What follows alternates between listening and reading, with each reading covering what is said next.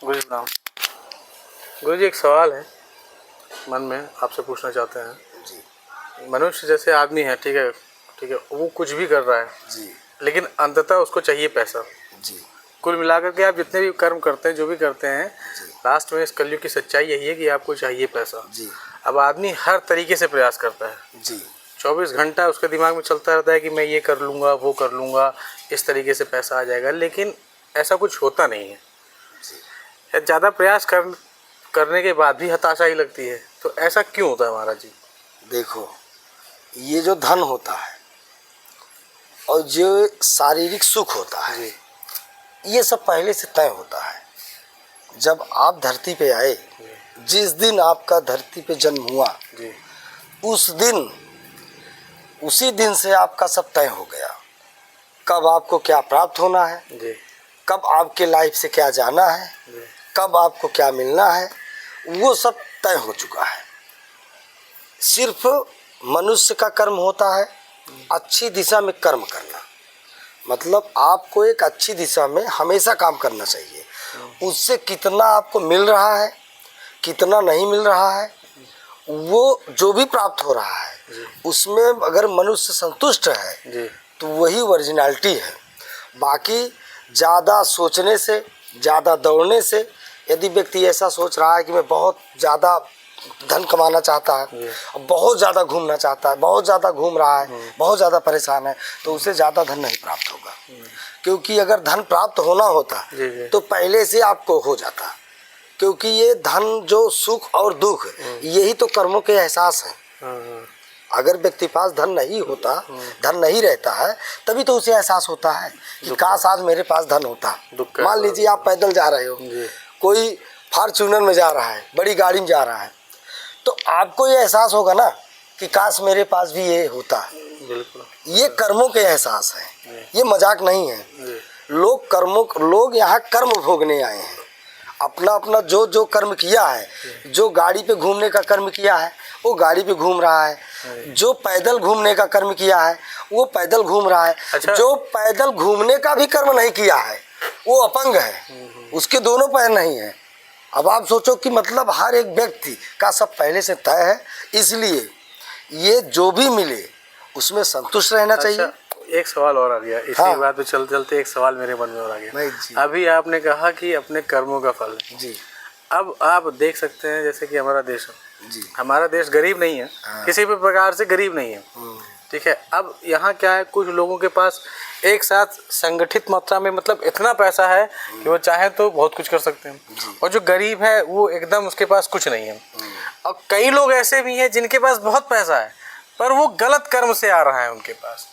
तो क्या ये कर्म भी उनको भगवान ने ही मतलब बना करके भेजा है कि आप ऐसे कर्म करेंगे तो इस तरीके से पैसा आएगा? मतलब आपका कहना है कि जो गलत कर्म कर रहे हैं उनके पास पैसा क्यों आ रहा है? हाँ, उनके पास कैसे इतना वो इकट्ठा होते जा रहा है। हम बता रहे हैं, जो गलत कर्म से पैसा आ रहा है वो पैसा उनको बहुत कष्ट देगा। आपको दूर से लगता है कि उन्हें सुख है, ऐसा नहीं है। क्योंकि कई बार क्या होता है ना कि पैसा जो आता है वो कई बार सुख देने के लिए भी आता है और कई बार दुख देने के लिए आता है। अच्छा। जैसे अभी मान लीजिए आपके पास कोई धन नहीं है, आपको बुखार हो गया, आपके पास 1 रुपये दवा कराने के लिए नहीं है, आपके मन में यही बात आएगी कि हे प्रभु या तो ठीक कर दो या तो हमारा प्राण निकाल दो। लेकिन यदि 1 करोड़पति व्यक्ति है और उसको बुखार आ गया, वो डिप्रेशन में चला जाएगा कि मैं कहीं मर ना जाऊं। उसको चिंता हो जाएगी कि मेरा धन क्या होगा। आप बताइए, वो धन उसे दुख दे रहा है, सुख दे रहा है? दुख दे रहा है ना। तो ऐसा नहीं है, गलत कर्म से जो पैसा आएगा वो भी दुख देने के लिए होता है। लोग प्लेन में देखो, जो आपने सुना होगा कि एक प्लेन क्रॉस हो गया, क्रैश। अब बताओ, उसमें सब करोड़पति ही तो बैठे थे। वो तो कोई बिजनेस में जा रहा था, कोई अपना काम करने जा रहा था, लेकिन सब राख हो गए ना। तो ये मनुष्य की सिर्फ बहुत बड़ी भूल है और ये भ्रम है। कई लोगों से मैं सुनता हूँ कि उनके पास तो ऐसे पैसे आ रहा है, बहुत गलत कर्म करते हैं, झूठे हैं, बेईमान हैं, लेकिन वो बहुत गाड़ी से घूम रहे हैं, ये बहुत पैसा। ऐसा नहीं होता। उनका वही गाड़ी से उसी से एक्सीडेंट होता है और एक्सीडेंट में मर जाते हैं। तो ऐसा नहीं है, ये मनुष्य की सबसे बड़ी भूल है। अच्छे कर्म जो होते हैं वो आपके पास 5 रुपए भी रहेगा ना तो सुकून से अपने घर में एक रोटी खाकर और अपनी पत्नी, अपने बेटे, अपने बच्चों के साथ आप आराम से सो पाओगे। सबसे बड़ा सुख ये है धरती पे। सुख ये नहीं है कि रात दिन डिप्रेशन की दवा लेनी पड़े आपको और सोचते सोचते मर जाओ। ये लोग जितने लोग हैं बहुत व्यस्त हैं, बहुत व्यस्त हैं, उनके पास समय नहीं है, एक एक मिनट का समय नहीं है। क्या ज़िंदगी जी रहे हैं, किसके पीछे भाग रहे हैं? उस धन के पीछे भाग रहे हैं कि जो धन मर जाएंगे 13 दिन, सिर्फ 13 दिन चर्चाएं होती हैं, बाकी सब खा पी के ख़त्म। ठीक है, तो ओरिजिनल लास्ट में हर जगह से घूम के जब आओगे ना तो सिर्फ यही सत्य मिलेगा आपको कि जो है वो पर्याप्त है। जो जिसको प्रभु दिए हैं, पता है आपको, जिस व्यक्ति को प्रभु 5-10 हज़ार का आदमी बनाए, मान लीजिए उसके पास 10 हज़ार है, आपको पता है अगर उसको 1 करोड़ अगर मिल जाए ना तो व्यक्ति गलत कार्य तुरंत करने लगे। हाँ। धन सहने की भी क्षमता सब में नहीं है। जितने मनुष्य अपेक्षा जो करते हैं ना कि मुझे धन मिल जाए, अगर उनको 2 करोड़ मिल गया ना तो अनावश्यक किसी को मार देंगे वो। हाँ, मतलब वो गलत कार्य करेंगे। भी होता है। उनको धन आ गया ना, धन में बहुत गर्मी होती है।